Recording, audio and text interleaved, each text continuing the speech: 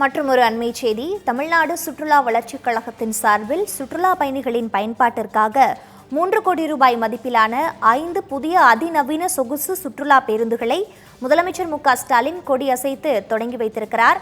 அது குறித்தான நேரலை காட்சிகளை தற்பொழுது நாம் பார்த்து கொண்டிருக்கிறோம்.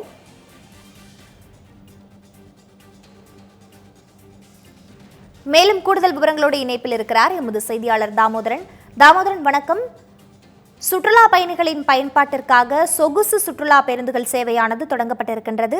கூடுதல் விவரங்கள் என்னவாக இருக்கின்றன, பதிவு பண்ணுங்க.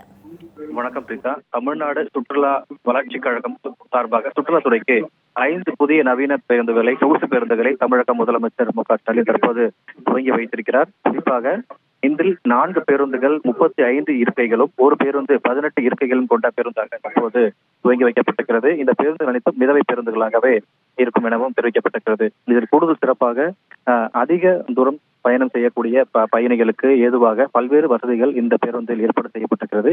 குறிப்பாக பொதுவாக இருக்கக்கூடிய பேருந்துகள் இந்த சிசிடிவி, அதே போல தீயணைப்பு கருவிகள் மற்றும் அவசரகால வெளியேறுதல் போன்ற பல்வேறு வசதிகள் இருந்தாலும் கூட கூடுதலாக அதிக தூரம் பயணம் செய்யும் பொழுது சுற்றுலா பயணிகளுக்கு ஏற்றவாறு அவர்கள் வைத்திருக்கக்கூடிய உடைமைகளை வைப்பதற்கு அந்தந்த இருக்கையின் கீழேயே ஒரு தளம் அமைக்கப்பட்டிருக்கிறது.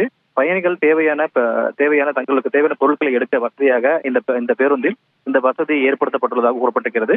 பொதுவாக பிரயாணம் செய்யக்கூடிய பயணிகளுடைய பொருட்கள் அனைத்தும் பின்பக்கமோ அல்லது அடித்தளத்திலோ வைப்பதற்கான இடம் ஏற்பாடு செய்யப்பட்டிருக்கும். ஆனால் இந்த பேருந்தை பொறுத்தவரை பயணிகள் இருக்கைக்கு கீழேயே வைப்பதற்கான ஏற்பாடு என்பது செய்யப்பட்டிருக்கிறது. இது மட்டுமல்லாது பேருந்தில் ஃப்ரீ வைஃபை, அதே போல GPS உள்ளிட்ட பல்வேறு வசதிகளும் செய்யப்பட்டிருப்பதாகவும் கூறப்பட்டிருக்கிறது. பேருந்து எந்த இடத்தில் பயணம் செய்து கொண்டிருக்கிறது என்ற தகவலை பயணிகளும் அதே போல சுற்றுலாத்துறையும் அறிந்து கொள்வதற்காக இந்த GPS வசதிகள் ஏற்பாடு செய்யப்பட்டிருப்பதாகவும் குறிப்பிடப்பட்டிருக்கிறது. மேலும் கூடுதலாக பயணிகள் எந்த இடத்தில் இருக்கிறார்கள், அதே போல எந்த நேரத்தில் அவர்கள் சென்றடைவார்கள் என்ற பல்வேறு விவரங்களையும் அறிந்து கொள்வதற்காக இந்த GPS வசதி பொருத்தப்பட்டு வசதிகள் செய்யப்பட்டிருப்பதாகவும் சுற்றுலாத்துறை சார்பாக தெரிவிக்கப்பட்டிருக்கிறது. இன்று தலைமைச் செயலகத்தில் நடைபெற்ற இந்த நிகழ்ச்சியில் சுற்றுலாத்துறை அமைச்சர் ராமச்சந்திரன் மற்றும் இளைஞர் நலம் மற்றும் விளையாட்டுத்துறை அமைச்சர் உதயநிதி ஸ்டாலின் கலந்து கொண்டார்கள் என்பது குறிப்பிடத்தக்கது.